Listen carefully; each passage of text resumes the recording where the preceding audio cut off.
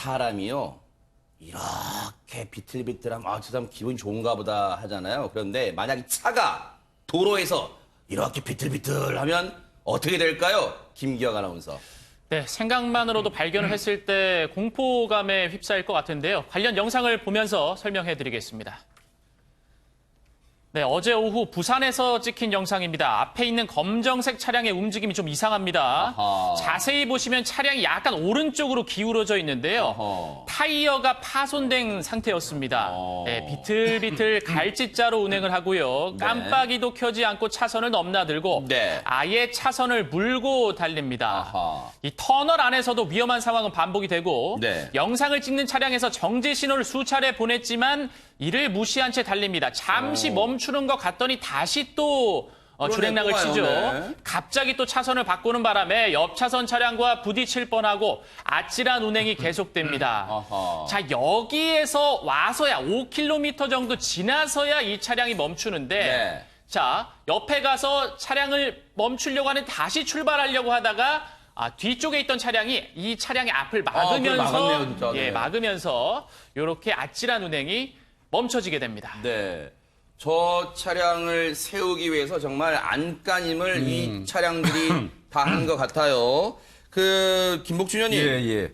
저 차 진짜 하마터면요. 물론 속도는 그렇게 높지 않았지만 하마터면 진짜 사고 날 뻔해. 터널 안에서 저런 일을 벌이고 있습니다, 지금. 내가 보니까 그 뒷바퀴에 파스 펑크가 난 것 같은데요. 아하. 저 상황에서 속도마저 올렸다고 그러면 저거 전복됐을 거예요. 그래요? 그나마 이제 서행으로 간 것 같은데. 네. 마침 그래도 그 뒤에 따라가던 차량, 지금 그 영상을 보내주신 차량인 것 같은데. 네. 강서 소방서 대원들이 4명 타고 있었다고 하는데요. 이분들이 아마 당일날 소방 동요대회가 있었나 봐요. 아하. 그런 행사를 마치고 오는 과정에서 앞에 진짜 말 그대로 중앙선을 가네요. 네. 중앙으로 가네요. 네. 완전히 그 중앙 분리선을 물고 가는 거 아닙니까? 그러니까요, 네. 그걸 보고 이건 뭔가 또 펑크가 났음에도 불구하고 진행하니까 이건 뭔가 이상이 있다고 판단되니까 아하. 수차례에 걸쳐서 경고 방송을 하면서 정차 요구를 했는데도 네. 듣지 않았잖아요. 아하. 결국 강서 소방서 대원들이 5km 정도를 따라갔대요.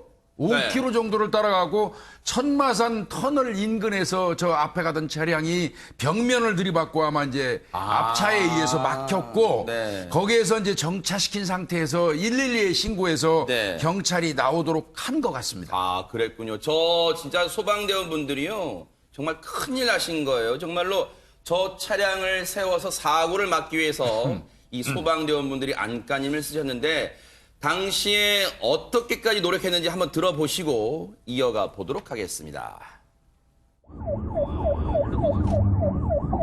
정지하세요, 정지. 차량 정지하세요. 정지하세요, 정지. 차부터 잡아야 돼. 자, 제리씨 정지하세요. 정지하세요. 예, 수고하십니다. 조금 전에 전화했던 소방관입니다. 지금 차량이 천마산 터널 진입했습니다. 감천 쪽으로 가고 있으니까 빨리 좀 출동해 주세요. 예, 차량 손상된 채로 운행 중이라고 아까 신고했었거든요. 자, 앞으로 가서. 자, 정지하세요. 이제 뒤로 가야지. 그런데 김기혁 아나운서 진짜 네. 저런 과정으로 진짜 차를 세워서 천만다행이에요. 그런데 저 차량은 타이어가 펑크 난 거 말고는 그냥 아무 이상이 없었던 거예요. 운전자는 왜 정지를 안 했을까요? 타이어만 펑크가 났다면 그 정지 신호에 멈췄겠죠. 아하. 하지만 좀 인지가 좀 어려운 상황이었던 것 같습니다. 왜요? 이 40대 남성 네. 혈중 알코올 농도가 0.245%였습니다. 대박. 자, 현행 그 면허 취소 기준이 0.08%로 강화가 됐잖아요. 네. 이 기준의 3배가 넘는 수치였습니다. 와. 아니 대체 이 정도면 얼마나 진짜 마신 거예요? 만만치예요, 만만치. 근데 이 운전자는 그러면요, 손정희 변호사님 무슨 죄를 물을 음주운전 당연한 거 같고 어떻게 죄를 물을 수 있어요? 음주운전에서 혈중 알코올 농도가 0.2%가 넘으면 2년 이상, 5년 이하의 징역에 처해질 수 있죠. 이 기준도 다 강화되고 있고요. 면허 네. 취소는 당연한 행정처분으로 따를 것으로 보입니다. 오히려 저는 저 강서 소방서 분들에게 너무 감사한 게 신고가 들어온 상황도 아니었잖아요. 사고가 발생한 상황도 네. 아니었습니다. 술에 취해 위험하게 운전하는 운전자를 목격하고 제가 볼 때는 사고를 예방하고 보호하고 운전자의 생명을 그러네요. 보호해준 맞아요. 정말 구조 의식이 투철해서 네. 사실 5km를 저렇게 따라가는 게 쉽지 않아요. 그러겠네요, 본인들도 진짜. 본인 그 일이 있기 때문에 바빠서 지나갈 수도 있는 것을 관찰력도 대단하다고 생각되고요. 그리고 자칫하면 저 술 취한 운전자가 어디서 들이받는 사고를 맞아요. 발생할 수도 맞아요, 있고 맞아. 급정거를 할 수도 있음에도 불구하고 정말 침착하게 신고도 하면서 저렇게 잘 대처를 해주셨다. 네. 정말 신고 정신이 투철하지 않을까 생각이 들고요. 네. 저 사람 만약에 소방대원 아니었으면요 길 가다가 사고 나서 그러겠네요, 위험 진짜. 운전 치사상으로 만약에 적발이 됐으면 훨씬 더 엄한 처벌을 그러니까요. 받을 수도 있고 또 죽을 수도 무고한 있었죠. 시민을 다치게 했을 그러네요, 수도 있는데 진짜. 정말 소방서 분들에게 술께서 정말 감사하다고 오히려 감사해야 인사를 해야 되죠. 되지 않을까 그럼요. 합니다. 네. 진짜 이 부산 강서 소방서 대원분들이 정말 큰 일을 하셨어요. 그런데요, 세상에 도로에서 요즘 왜 이렇게 도로가 위험천만합니까? 김기혁 아나운서 또 다른 위험천만 아찔한 사고가 있었다면서요. 네, 아까는 승용차였죠. 이번에는 승객들을 태우고 다니는 대중교통인 버스에서 네. 또 관련 사건이 발생을 아, 했습니다. 그래요? 네, 영상을 함께 보시겠습니다. 네. 네, 서울 압구정동에서 녹색 시내버스가 운행을 하다가 경찰관들에 의해서 멈춰서게 됩니다. 네. 예, 이게 이제 경찰관들이 멈춰서라 해서 이쪽에서 서는 겁니다. 네. 그리고 잠시 후에 자, 서란이 이제 신호를 보내고 네. 이 버스는 깜빡이를 켜고 섭니다. 버스 기사가 내리고요. 네. 이 버스 기사는 아까 나와 있던 경찰관들과 함께 인근 파출소로 인계가 됩니다. 네. 자, 알고 봤더니 이게 네. 지난달 12일 오전 5시, 새벽 5시 정도쯤입니다. 이 운전기사에게서 좀 술 냄새가 난다. 어머나. 라는 이 승객의 신고를 받고 경찰이 출동을 하게 됐고 이 버스 기사를 잡게 된 겁니다. 정말 새벽 시간이니까 아마 거의 첫 차였나 봐요. 그리고 당시 출동했던 경찰관 얘기 한번 들어보시고 이어가 보도록 하겠습니다. 술 냄새도 나고 얼굴이 빨개진다라고 신고가 들어. 약간 눈이 빨가면서 약간 숙취가 좀 있나 이런 의심이 들긴. 김복준 의원님, 예. 본인 차를 음주운전하는 것도 위험하지만 지금 다른 사람 예. 승객을 싣고 달리는 버스 기사가 이랍니다, 진짜. 아니 다중을 실어서 그 운행하는 버스에서 버스 기사가 음주운전을 한다면 이거는 대형 사고로 촉발될 수 그러네요, 있거든요. 진짜. 그래서 굉장히 이건 말이 안 되는 소리인데 네. 이 사람이 제가 보니까요. 네. 그 시간대가 지금 보니까 차고지가 서울 송파구에 있는 곳 같고요. 네. 이 사람이 적발된 거는 강남구 압구정동에서 이 적발이 됐는데 세상에. 그러면 25정거장을 50분간에 걸쳐서 약 10km 달린 거예요. 세상 보세요. 저렇게 네. 되는 거리가 와. 네, 그렇다고 하면은 네. 예, 이 사람이 꼭두 새벽에 04시 40분에 나왔다 그러니까 첫 차 같은데 그러면 본인은 적어도 한 3시경에 일어나서 준비를 했을 거 아니에요. 그러면 세상에. 그 전날 과음을 하면 숙취가 안 사라지죠. 그렇죠. 네, 그러면 이건 절대 그 술 먹고 많이 마시고 그 집에 가서 주무시고 꼭두 새벽에 운행을 나오면 안 되는 거죠. 이 그러니까요. 부분은 상당히 저는 심각하다고 봅니다. 유인경 평론가님, 그때 신고하신 승객분은요, 진짜 이걸 다시 한번 곰곰이 떠올려보면, 만약에 내가 신고 안 하고 이 차가 그대로 달렸다면, 나 정말 어떻게 됐을까 이런 생각 하실 것 같아요. 근데 정말 개인 집에서 그냥 운전자가 했다는 뭐 할 수도 있지만 버스 회사에서 이분에게 키를 맡겼을 때는 누군가 있었을 거 아닙니까? 그러네요. 그러면 승객이 눈치채는 술 냄새를 왜 다른 동료나 직원들은 눈치채지 못했을까? 이런 아쉬움도 있기도 하고요. 그러네, 진짜. 이분 말씀이 전날 밤에 술을 마셨다. 네. 그런데 아주 개운하게 일어났기 때문에 별 문제 없을 것 같다라고 얘기를 했는데 승객은 단지 술 냄새만이 아니라 이분이 정류장을 제대로 못 맞추더라는 겁니다.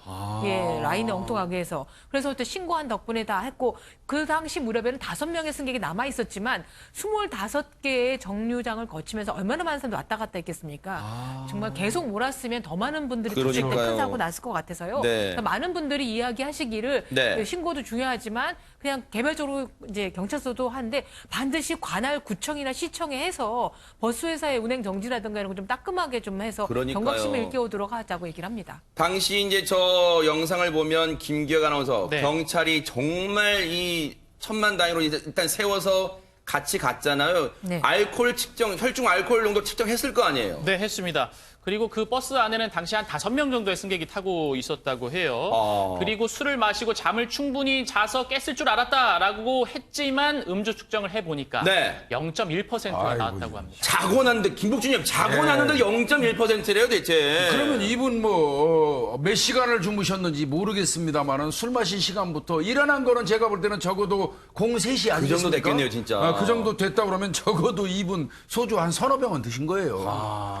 이거는 버스 기사를 그 직업으로 하시는 분의 태도는 태도가 진짜 아니죠, 절대 진짜 아니죠. 아니에요, 이거는. 진짜. 그런데 앞서도 잠깐 얘기 나왔습니다만 박성배 변호사님 이런 버스 기사의 상태를 확인도 않고 운행을 맡긴 버스 업체는 책임 없어요, 진짜?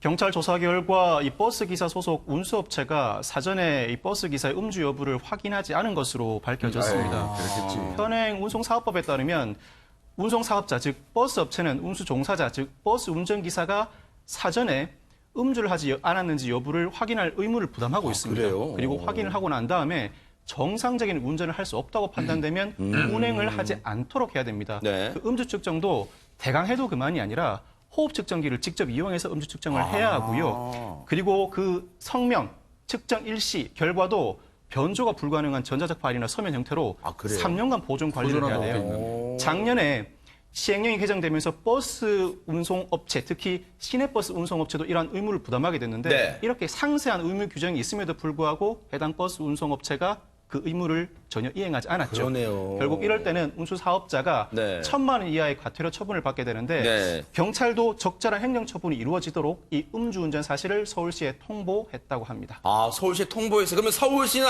이 일을 어떻게 처리할지요? 한번 들어보시고 이어가 보도록 하겠습니다. 과징금 부과하고 근처청에 행정처분 요청할 계획이고요. 음주 측정 관리대장을 작성해서 보관하라고 그런데 서울시의 지금 입장을 들어보면 시청자 여러분들 그런 느낌 받으셨을 거예요. 뭐야, 너무 솜방망이 처벌 아니야? 이런다고 뭐 근절되겠어? 이런 생각 하실 것 같아요, 손정 변호사님. 네, 조금 더 강력한 관리, 감독 체계가 이루어져야 될 것으로 보이는데 과거에는 조금 네. 선처를 해주는 경향도 있었어요. 사실 이 운전기사는 형사처벌이 문제가 아니라 면허 취소가 되면 생계의 유일한 수단인 버스 운전기사 업을 당분간 하지 못하는 불이익을 감수해야겠죠. 그래서 본인 자체도 본인의 잠깐의 실수와 판단, 착오로 인해서 가족의 어떤 생계가 위험해질 수 있다라는 점, 이것들을 기억해야 되지 않을까 생각이 들고요. 다른 버스 운전기사들도 경각심을 가져야 됩니다. 요즘 0.08이 넘으면 면허 취소가 되잖아요. 그리고 엄단주의로 가기 때문에 과거에는 생계의 수단이 택시기사분이나 버스 운전자들은 한 번 정도는 조금 취소해주거나 정지로 좀 감경해주기도 했는데 워낙 사회에서 음주운전을 절대 노하다 보니까 이 행정처분에 대해서 불복하더라도 감경이 되지 않을 가능성이 있습니다. 본인이 가지고 있는 그 중요한 사회적 위치를 망각하고 그렇죠. 아무리 숙취운전이라고 하더라도 사회가 변했기 때문에 다시는 음주 상태에서 네. 숙취운전 상태에서는 운전을 하시면 안 될 것 같습니다. 김복준 의원님. 네. 이거는요, 본인이 제발 면허 취소시켜주지 말아야 이 생계가 막막해집니다. 이렇게 이제 뒤늦게 후회할 게 아니라 만약에 저런 상태로 만약에 사고 났으면요, 돌이킬 수 없는 진짜 그런 상황이 되는 거예요. 저희가 여기 뉴스파이트에서 늘 말씀드렸지만 저렇게 다중을 싣고 날르는 그 대형 차량들에 의한 사고는요.